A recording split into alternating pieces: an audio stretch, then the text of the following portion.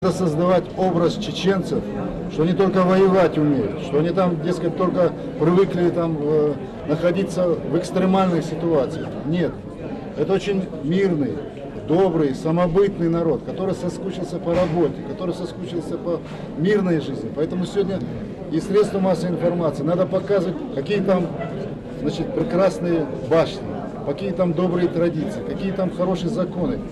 Есть же и, значит, это все. И вот только вместе сообща, и во многом пресса должна здесь принести свое. Почему мы не показываем лучшее? Мы должны показывать лучшее. И вот нельзя нам создавать образ наших граждан любой национальности, чеченской, ингушской, русской, любой. Надо создавать этот образ, что это наша единая Россия, что у нас единая Родина, и что мы патриоты этой Родины. Спасибо, уважаемые коллеги. Пресс-конференция завершена.